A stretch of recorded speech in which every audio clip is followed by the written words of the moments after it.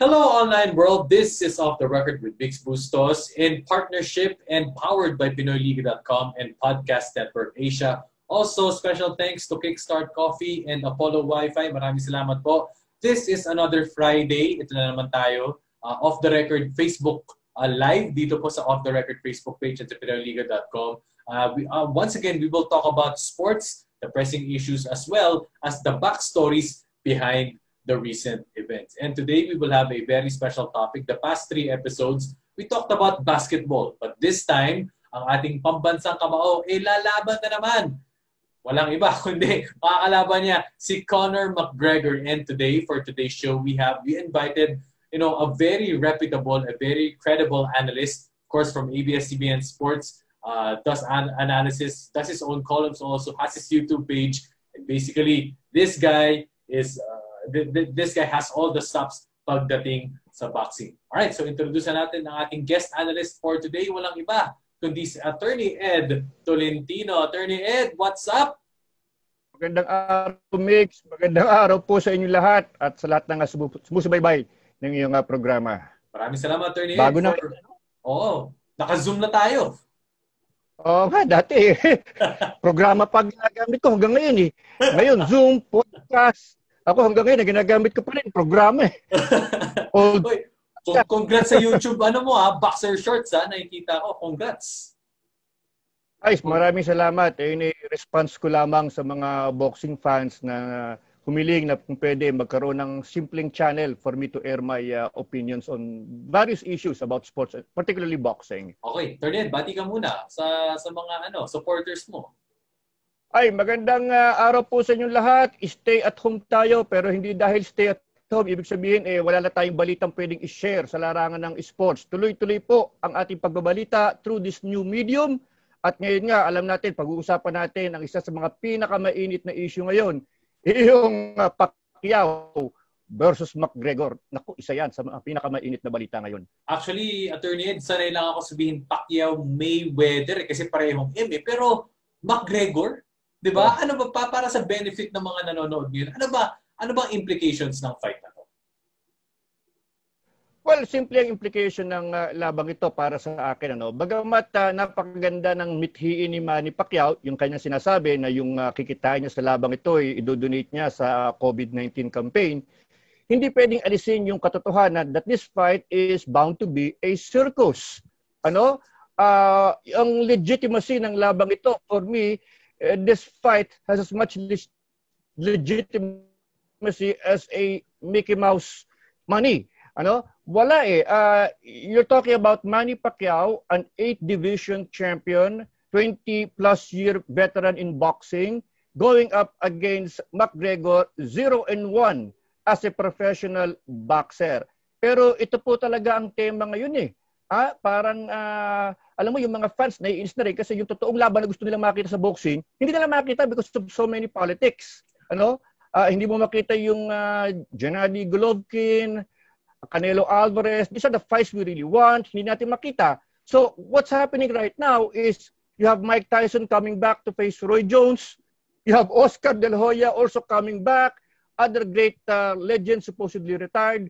And now you have this Manny Pacquiao, Conor McGregor. I thought from the outset na mangyayari ang labang ito because there is so much money involved. Malaking pera ito. Lalo na kung titingnan natin yung kinita noong McGregor Mayweather 3 years ago. Ang laking pera noon, Migs, So kahit kalahati lang ang ma-realize mo dyan, mucho dinero. Both si Pacquiao at si Conor McGregor. And I think ang mga fans kasi, naiintriga, crossover, yun ang uso ngayon eh. May Avengers, may Justice League, uso crossover eh. So pati ata sa sports, sabi ng mga boxing fans, hindi rin naman makakuha yung mga laban na gusto namin. Crossover na lang. Hindi namin maintindihan yung mga batang kampiyon ngayon, puro nag-aaway sa Instagram, pero pag pinapirma ng kontrata, ayaw. Dito na lang mga ito, madaling gawin ng laban. It's really hard to take this fight as a legit fight, but we have to take it for what it is. Ito ang trend ngayon eh. May perang involved. So we have to take it for what it is. It's a circus, but it's a marketable circus. Yun nga eh. Okay, two things, Attorney Ed. Sabi mo nga circus, di ba? When you would compare it to McGregor, Mayweather, anong klaseng circus? Perya ba? Carnival ba? What is this like compared to that? Yung talagang Mayweather at saka McGregor, talagang circus ang atmosphere. Nakita mo naman the way they dealt with each other. Alam natin, showman itong si Mayweather sumasabay sa showmanship nitong si McGregor. Itong Manny Pacquiao, tingin ko, kasi iba naman ang personality ni Manny Pacquiao kahit pa paano hindi siya katulad ng Mayweather na makikisayaw, may sariling personalidad itong si Pacquiao Hindi ko alam kung paano ibebenta ang labang ito kasi yung McGregor parang maaalangan mang insulto Kasi nga itong si Manny Pacquiao, alam natin, mabait. Brother, not glove thy brother Ganun ang approach niya So paano mapapump up itong si McGregor? Kailangan ibenta ang laban. Mas madali ibenta actually yung Mayweather versus McGregor sapagkat parehong showman yung dalawa Ibang personalidad ni Manny Pacquiao. But I think McGregor will be the one who will be doing the selling of this fight. Pero alam mo, para sa akin, hindi pa to written in stone, Migs, Kasi ang sinabi dito, Pacquiao versus McGregor in the Middle East. Yes. Not Las Vegas. Okay? Malaking bagay po yun. Kapag Las Vegas, veterano niya sa pag-stage ng mga ganitong laban. Kapag Middle East, may konting duda pa tayo. Mga kaibigan, 3 years ago, nung okay pa si Pacquiao at si Arum, Pacquiao was negotiating for a fight with Amir Khan in the Middle East. Now, Bob Arum thumbed down that match. Ang sabi niya, mahirap kausap yung mga taga-Middle East. In fact, the ones Pacquiao's camp were reportedly negotiating for an American fight in the Middle East, sabi ni Arum, mga travel agency lang naman yan They cannot really show the money. So, yun ang aking kwidaw dito. Nung sinabing Middle East. Kung Las Vegas, palagay ko, sure shot na. Middle East. Una-una. Bakit nga ba sa Middle East? Di ba may nababalita ang investor? Di ba may nababalita ang investor? Yun nga ang tingin ko. Wala pang balita, pero most likely, ganun ang magiging takbo dyan. Si Bob Arum nga, kwidaw pag when it comes to dealing with the people there medyo meron siyang alinlangan. Tsaka marami talagang issue. Sabi nga nila, logistics, are they ready to handle a fight of this magnitude? Yeah. Ito pang Las Vegas to Pang Las Vegas ito, hindi ito pang Middle East. So, will it be like that fight in Malaysia, Attorney Ed? Nakita mo yun. Yung Malaysia, okay, marami rin manonood, pero hindi rin naman ganun kapatok. Hindi ba? Yeah. Kasi hindi naman talaga big time sport ang boxing sa lugar na yun. It's a soccer country, 'di ba? It's a soccer country, 'di ba? So hindi ganoon ka benta, naging mabenta yung ganung laban. Remember the Lucas Matisse Manny Pacquiao fight. So I really don't know if it was said Las Vegas, parang okay na automatic. Pwede na palagay ko maniniwala na ako. Pero pag sinabi mo Middle East at the height of the pandemic, wala namang pwedeng makatravel. Paano yan? Samantalang yung Las Vegas, yun talaga ang hotbed ng boxing. Madaling gawa ng paraan. Correct. Pati nga ang UFC. Walang problema. Pati nga ang fight sports still resuming in Las Vegas. So, at the same time, sabi mo nga, Attorney Ed, pati ka ng Las Vegas sa pagbabaw ng mga ganitong fight, especially with this magnitude. And baka magkaroon ng, they're walking on thin, they may be walking on thin ice. We'll see. But you mentioned about the value, yung kikitain. Just how much are we talking about? Well, ang magiging comparison natin dyan, yung unang laban ni McGregor kay Mayweather. He was guaranteed around 30 million. Itong si McGregor ended up with 80 million, counting yung share niya sa pay-per-view. And then Mayweather was guaranteed 100 million and he walked away with 200 million plus, counting the revenues. Yung pay-per-view subscriptions, umani ng almost 4 million pay-per-view subscriptions, the equivalent of almost 500 million. So, ang laking pera. Pero sabi ko nga, kahit kalahati lang ang ma-realize sa revenue na yon kasi wala na yung novelty. Yung Mayweather-McGregor may novelty sapagkat yun ang unang foray ni McGregor sa boxing. Correct. So, naintriga ang marami. Baka nga magaling tong si McGregor dahil sa UFC, ang lakas ng suntok niya. Ano? Baka may ano, pero wala na yung novelty na yon. Because everybody saw what happened in the Mayweather fight. It is unfortunate that people still believe na ang galing ni McGregor kasi tumagal siya ng 10 rounds kay Mayweather. But if you will look at the fight, binitbit ni Mayweather si McGregor because he didn't want to end the fight early. And when he decided to buckle down to business in the 10th round, gas out na si McGregor. As early as 6 rounds pa lang, gas out na siya. Mayweather could have ended that fight. In fact, he even bragged after the fight that he never even seriously trained for McGregor. So, ito yung sinasabi ko, wala na yung novelty. Correct. Wala na yung novelty. Kasi may misteryo pa noon kay Mayweather na first time ni McGregor. So, ngayon, kay Pacquiao, at tingin na marami, baka hindi ganun ka-effective, hindi ganun ka-attractive. Kasi nga, nakita na natin kung ano ipapakita niya sa boxing Pero ang angulo dito, to make it interesting, iba po ang style ni Pacquiao. Hindi siya katulad ni Mayweather na nagpe-play safe, paboxing-boxing muna. So si Pacquiao, baka he might go for the kill. Okay? And second, yung style ni Manny Pacquiao na minsan pumapasok, agresibo, baka yun naman ang gusto ni McGregor. At doon ako baka kasingit. Kasi si Mayweather, he did not give McGregor that opportunity. He really boxed. Yeah. Meticulous. Will Pacquiao be that patient? Pacquiao is a good boxer, pero par excellence yung Mayweather dahil yun talaga ang kanyang style. So, very technical si Mayweather. Very passive-aggressive. Oo, very technical. Si Pacquiao, mababox ng konti, pero minsan manggigigil din si Manny. So, in-expect na marami, baka makasingit yung McGregor. Baka makasingit kasi nga, iba ang style. So, kumbaga, kung si Pacquiao, ang style niya parang Mayweather din, walang manunood. Nakita na namin yung Mayweather McGregor Ito bago. Because ang tingin nga ng marami, baka ito, ang knockout ni Pacquiao kay McGregor malariki haton Yun ang nakikita ng marami Yung tipo pag tinamaan ka maghihiwalay yung kaluluwa mo sa iyong katawang lupa. Oo. Baka diretso ulit siya doon sa ring, attorney. Doon sa rockstar na Di ba? Oo. Baka nakikita ng marami dito ay hindi, kung yung kay Mayweather ay clinical ang naging distraction niya kay McGregor, inunti-unti niya, kumbaga tinanggal muna brick by brick. Si Pacquiao, baka first 2 rounds pa lang, nakalabas na yung cannonball. At uupakan na agad itong si Conor McGregor. Yun ang angulo na nakakaintriga sa mga boxing fans as far as Pacquiao and McGregor is concerned. Correct.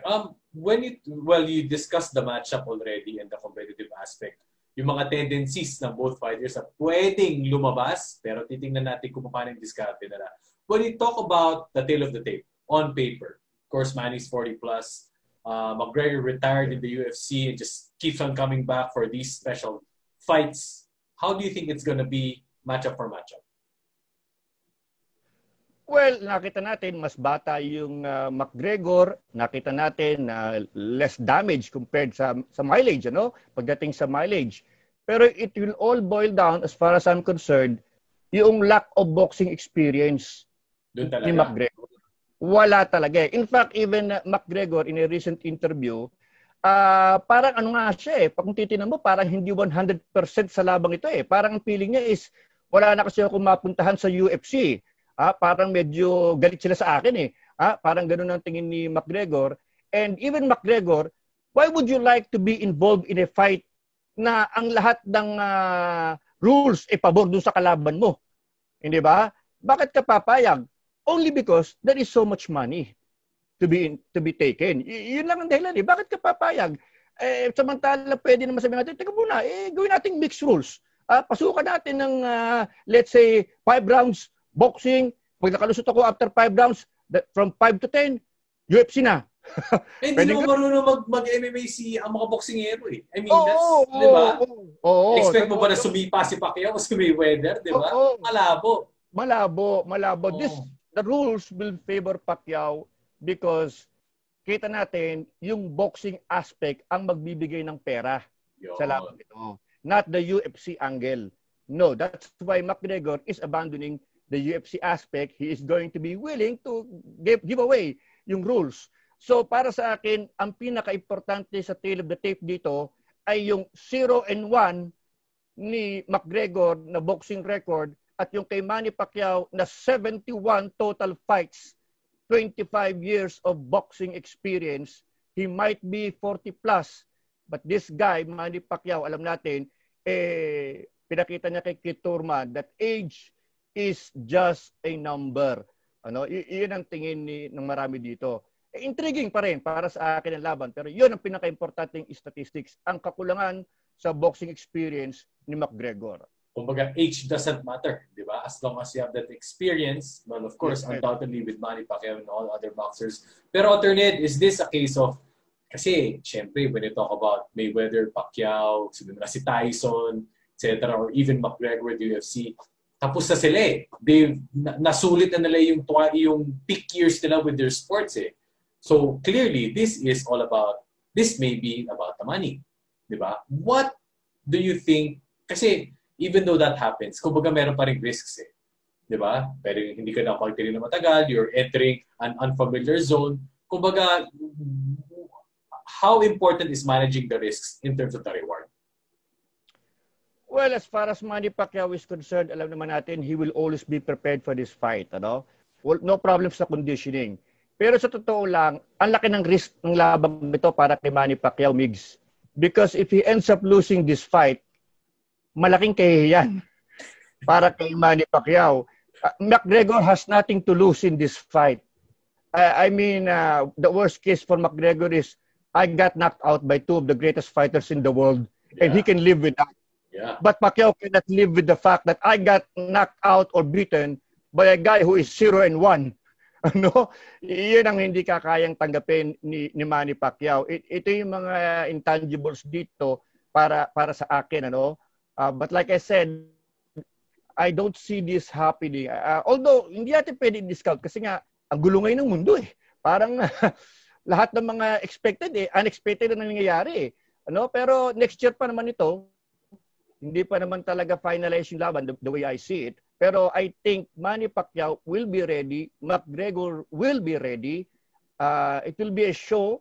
That's the way it's supposed to be. Pero I think Pacquiao will dominate despite his age. I think it will be a more devastating ending for Manny Pacquiao as compared to the performance of Mayweather. Lagay lang ako konting analogy, Attorney Ed. Alam kong lahat ng sports sinusubaybayan mo. Para bang Lakers Heat to? Lakers being Manny Pacquiao, Miami Heat, McGregor being the underdog. Underdog talaga. Underdog talaga si McGregor. Kaso nga, alam mo, ang gulo talaga ni McGregor eh. Siya magbebenta ng laban ito eh. Alam mo sabi ni Adrian Broner noon kay Manny Pacquiao when they were trying to sell the fight, I'm sorry, but I have to talk dirty, I have to the selling, I have to talk tough because Manny Pacquiao ain't talking that much. I gotta do the talking. Kailangan eh. Yan ang magiging posisyon ng McGregor eh. Ang problema, Pacquiao is not that kind of guy. He's not that kind of guy. Masyado, iba na yung estado ni Pacquiao being a senator. Yeah. He is not strictly a fighter. So, para sa akin, si McGregor ang talagang incumbent na magbenta ng labang ito. He will be the underdog. He will be the Miami Heat. Kung baga ito yung NBA Finals. Pacquiao is of course LA Lakers. Daming banner eh. Kumbaga sa titulo ang daming banner. Talaga namang siyang para siyang LBJ, may edad na, pero kita niyo naman, maganda pa ang galaw. Parang ganoon. Itong si McGregor, huge underdog. Really a huge underdog. Sabi nga ni Fred Roach, I see Pacquiao Hatton 2 happening. Parang ganito ang mangyayari dito, sabi ni Fred Roach in this fight. But McGregor, sabi ko nga, if you look at the style of Manny Pacquiao, baka makasingit. Because Pacquiao will be older, by the time the fight happens and will have been inactive for quite some time. Ano? Although, ganun din naman itong si McGregor. Pero sabi ko nga, in terms of mileage, lesser ang mileage ni McGregor. He will be the underdog. He will be the Miami Heat in this fight, the way I see it. Pero interesting pa rin ang labang ito para sa akin. Sabi ko nga, from the standpoint of the purists, ayaw nila ito. Yes. They don't like it. But we have to take it for what it is, a crossover match that will sell money, a lot of money, generate a lot of income. Yan ang sitwasyon ngayon eh. At do you like it? Do you like it? Honestly, I don't like it. Because, alam mo itong ganito, a circus act, it wears off down the road eh. It's a novelty act. Once the novelty is gone, wala na. And who is likely to suffer? Boxing. Ano? Because hindi naman ito gusto nating i-project na image ng boxing eh. Ang imahe ng boxing is a great champion fighting another great champion or an unbeaten challenger taking on each other at the prime of their careers. Hindi yung mga retirado, yung mga walang experience sa boxing, ginagawa mong crossover. Hindi dapat ganito eh. Pero kasalanan ito ng mga batang boksingero ngayon eh. Because fans are asking yung mga batang kampiyon, maglabang kayo, mag-unification kayo, pero iwas po sila eh. They don't want to fight each other, they're demanding high contracts, kung ano mga requisitos nila. Samantalang ito, si McGregor, sige laban. Tyson, Roy Jones, let's do it. And ito rin yung sinasabi ko yung mga YouTube mentality. Kasi nakikita mo sa YouTube yung mga highlight reels. Nakikita mo, wow, ang galing ni Tyson. Ang galing ni Roy Jones. Bata pa sila noon. Hindi pa sila 54 years old. Pero there will always be a money-hungry promoter who will try to resurrect Tyson and Roy Jones, bring that YouTube fantasy to life because they're still around. Hindi dito ganyan din ang ganyan din ang fantasy matchup eh. Saan ba nagsimula yan? Sa mga video games, anong mangyayari pag pinaglaban mo itong dalawang to? Parang ganyan. So basically, the fans, ginawang fight night they just bring it to life. Ginawang fight night. Parang ganyan eh. Parang fight night eh. Parang UFC na nandun si Tyson sa video game, hindi ba? So they just bring it to life. Attorney Ed, ito may question ako about matchmaking and what really goes on inside the boxing world for casual fans. Diba? That get to only kumbaga subaybay, get to only watch or get to only know about boxing because it's Manny Pacquiao or if it's a big time name. Bakit hindi nangyayari yun? Yung kapag ikaw champion dito, automatic, di ba? Wala, pag sa sports, ganun eh. Kapag nanalo ka, ikaw yung nasa taas eh. But ano yung factor when it comes to matchmaking, power, politics, what really goes on, but hindi nangyayari mga ganun kasi bagay? Well, you look at the structure of the UFC, palibasa, isa lang ang talagang nagko-control. Mas madali. Yung mga laban na gustong makita ng mga UFC fans, madali gawin. Isang pitik lang Dana White, okay, maglabang kayo, walang problema. Ang boxing po kasi, unang-una, doon pa lang sa organization, napakarami. Masyadong splintered ang boxing. At yung mga boxer, may kanya-kanyang promoter. Yung mga promoter, ayaw ilaban doon sa kabila kasi alaga na ito. Ito ang aking golden goose. Ayaw kong basta-basta ilaban. In fact, if you will recall, Canelo Alvarez received one of the richest contracts in boxing, 300 plus million sa DAZN, do sa sports streaming service. Now, nagkaroon ng breach of contract because paano may ipopromote? Si Canelo ay namang labanan yung mga magagaling talaga. There's so much politics in boxing. One promoter is always on the lookout sa kanyang bata. Hindi basta-basta ilalaban, lalo na kung walang talo. Meron pa ditong yung ating connotation na kapag walang talo, hanggat maaari, i-preserve mo yung unbeaten record. And the fastest way, the easiest way to preserve an unbeaten record is by going up against patsies and avoiding the legit threats. Isa pa yun. And minsan, yung mga boxer din. Sabi nga ni Marvin Hagler, wala na yung panahon namin na talagang ang prinsipyo is patunayan that I am the best fighter in the world. I'm the better fighter. Dito, I'm the best fighter in the world, but you have to pay me this much. Otherwise, you won't get the fight. wala na yung talagang mano-imano. Ano, yun ang tingin ng marami dito. So the problem here is the promoters being on the lookout for their respective fighters. Iwas pusoy sa any legit threat. Yung mga boxers mismo na ang daming outrageous demands, kung ano-ano hinihingi at kaya naman hindi natutuloy ang mga laban. Unlike sa UFC, easy ang control, madali hawakan ang mga boksingero, ang mga combatants, madali ayusin ang laban. Dito may kanya-kanyang promoter, tapos ang organization pa nakikialam. We have what? WBC, WBA, WBO, IBF. Merong isang boksingero, WBC champion, i-unify niya sa WBA, so inuunti na niya para ma-unify, para isang titulo mas maganda. Ano ang mangyayari? I-istripan ng isang organization kasi ayaw labanan yung bata nila. Yun ang nangyayari. Dapat isang kampiyon lang talaga. But so many cooks are spoiling the broth in boxing. Masyadong maraming titulo, hindi mo na ma-identify kung sino talaga ang tunay na kampiyon. That for me is the problem. Unlike UFC, isang kampiyon, maliwanag. Maliwanag. Gusto niyo ang labang ito? Madali gawin. In fact, yung mga UFC fighters, namamaga pa nga yung piski. Sige, laban na bukas. Yun ang wala sa boxing. Masyadong marami prima donna. Yung mga Has it always been like that? Has it always been like that? Has it always been like that? No, I remember before Hagler, Hearns, Duran, Leonard, remember Sugar Ray Robinson and Jake the Raging Bull LaMotta, they fought 6 times? Sabi nga ni LaMotta, I fought Sugar Ray so many times, I'm lucky I did not get diabetes. Sabi ni LaMotta, because he wanted to prove, I'm the better man, I'm the better fighter. Dito, ang para sa akin dito, ang nagka-problema yung the advent of social media. Doon sa Instagram nagbabangayan. So recent to nagkaroon ng ganitong klaseng problem. Recent na. At saka sa sobrang daming pera.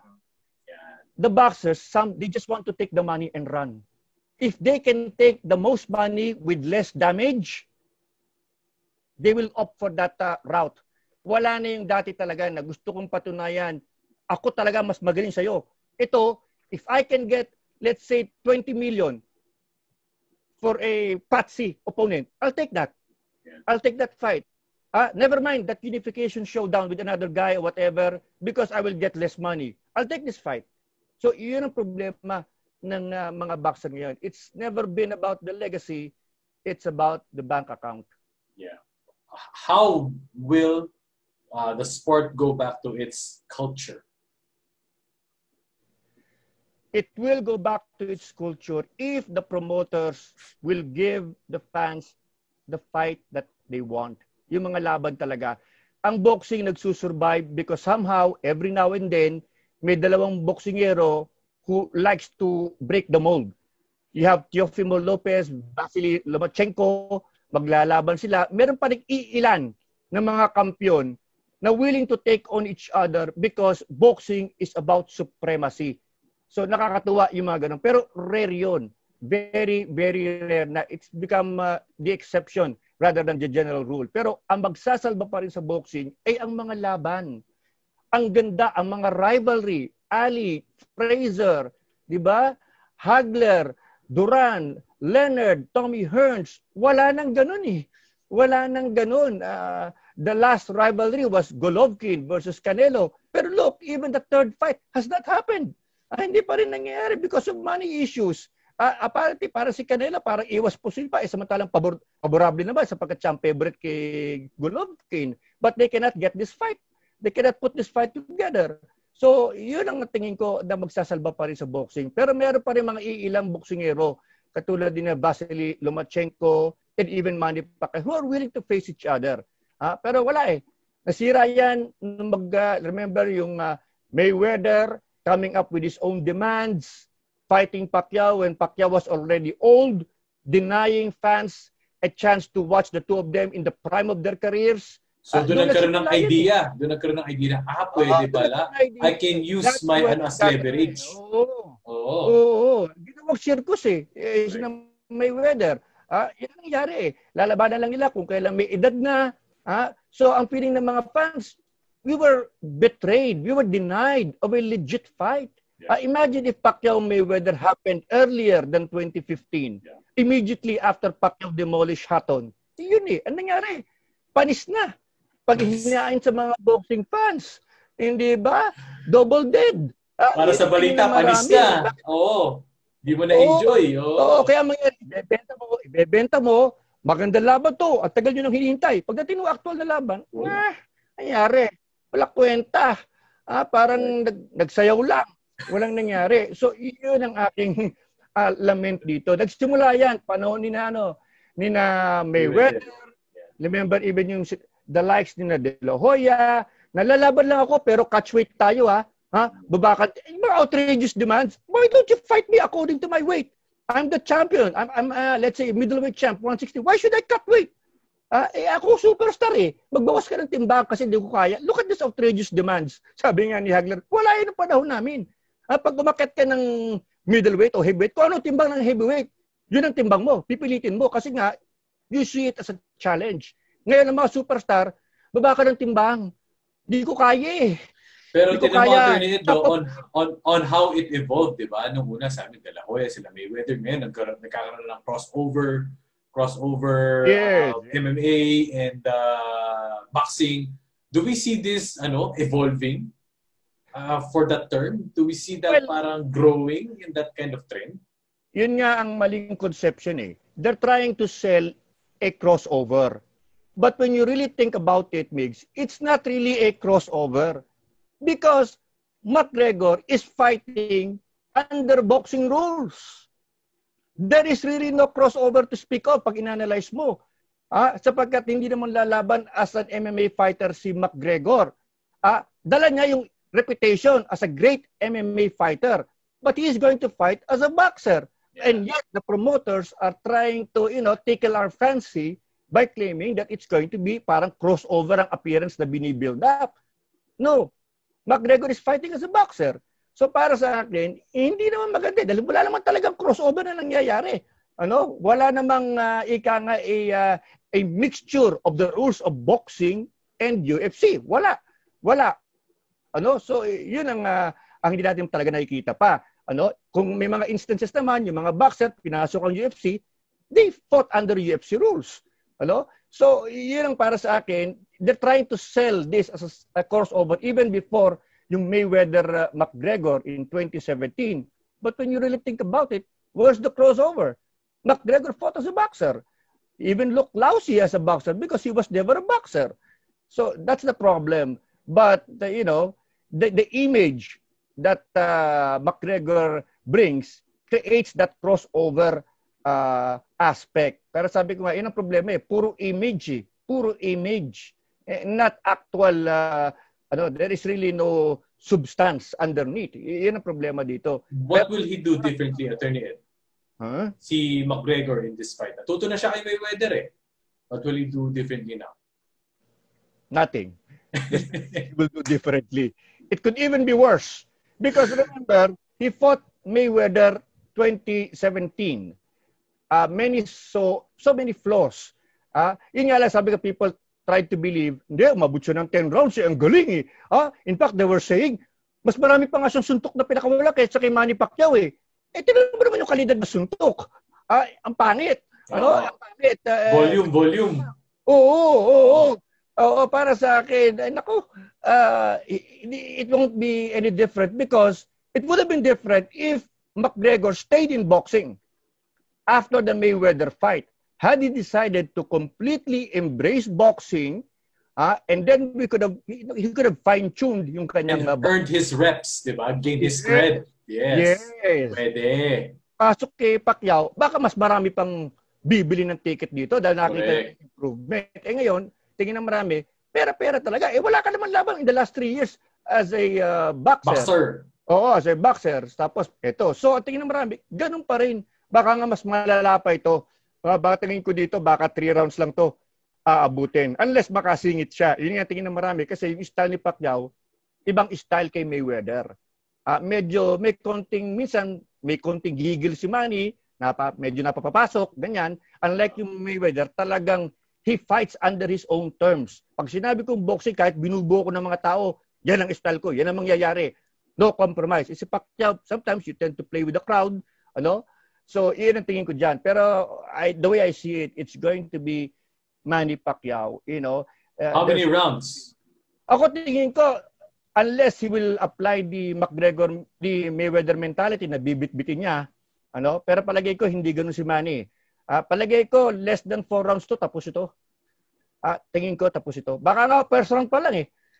Pero hindi ba, on the contrary, Attorney Ed, yung kay Keith Thurman, sabi niya, medyo nag-relax siya ng konti ng mga middle rounds. Don't you think that it can, para bitbitin din niya? That's Keith Thurman. Keith Thurman. That guy's a dangerous guy. That guy is very dangerous, ano? But McGregor is nowhere near Keith Thurman. Nowhere. Malabo para sa akin. Tingin ko tatapusin ni Manny Pacquiao to. Kasi yung kombinasyon na dumali kay Thurman, yung ganong pag-feint ni Manny Pacquiao, hindi pa nakikita ni McGregor yun. Hindi pa niya nakikita yun. Yun naman ang bilis ni Pacquiao. Kasi si Mayweather, all about precision. Pacquiao is all about speed. Yung bilis niya, even at his age, that left hand can really be delivered in lightning bolt fashion. And I don't think McGregor, who by the way is also a southpaw, I don't think he'll be ready to handle that kind of speed. Yung konting feint lang yung 1-2 na ginawa niya kay Thurman nung opening round, tako, doon lang palagay ko matuturete si McGregor So kay Pacquiao na yan. Kung gusto niyang bitbitin ng konti, but there is a risk, like I said, because hindi siya talaga as technical as Mayweather. If I were Pacquiao, I'll finish it early. Lalo na kung wala namang audience. So wala namang audience. Kung tayo lang, tapusin mo na agad yan. Ano? I think it will be a more explosive finish this time around. And sabi ko nga, at least McGregor will go home and say, I've fought the 2 greatest fighters in the world, but I lost. I got knocked out, but that's okay. Pero ipaparap niya, I fought the 2 greatest fighters in the world, but I got knocked out. Yun na lang. Lastly, Attorney Ed, if you're Pacquiao, of course, you're counting down the fights. Although he still doesn't want to retire. But yung COVID, it brought a situation na talagang matagal na titengke. If you're Pacquiao and considering that this may be your last fight, how would you want to go out? Ako tingin ko, if I were Pacquiao, I don't want to go out. Maganda yung McGregor. But I don't want to go out with a victory over a fighter like McGregor, who is not a real boxer. I want to go out with a victory against a legit champion. Let's say Terence Crawford, if Floyd Mayweather is not available, then Terence Crawford would be a great fight, that WBO champion. That would be a fitting finish. I don't think Pacquiao would like it to end with a victory over McGregor. Nothing against McGregor. Like I said, he's a legend in the UFC. But this is boxing. You're fighting under my terms. And the way I see it, you're not fit as a boxer. So if I were Pacquiao, I don't like to end my career this way.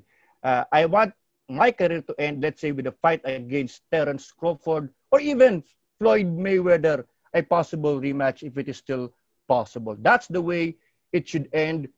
A champion should walk away after beating an equally good champion, not somebody who just made a crossover to boxing.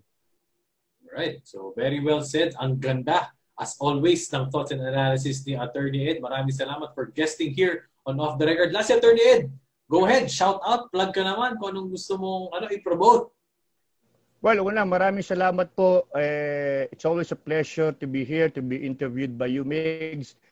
Well, do follow our YouTube channel. That's where we usually air our views. Simple lang, bago pa lang yung channel na yun. Hindi ko nga alam kung mamimaintain ko. Hirap pala dito. Pag old-timer ka na, nakakalito itong YouTube na to. Hindi ako sanay. Dami pinipindot. Ang dami sabi ko, babalik na lang ako doon sa radyo. Babalik na lang ako doon sa radyo. Hindi ka nakikita, boses mo lang. Napaka-complicated itong ganito. Pero maraming salamat. Huli man nahihabol pa din. Just stay safe everyone and at least nakakabalik na tayo unti-unti. Tuloy pa rin ang pagdasal na sana tayo ay makarecover and from this pandemic I hope a repentant society, a healing world will emerge. Ano ang pangalan ng YouTube channel mo, Attorney Ed? Boxer shorts. Boxer shorts. Maigsi lang kasi 11 minutes lang at tinatagal eh. So, boxer shorts. Sabi ko nga, where the punch will come with a crunch, but definitely no hitting below the belt.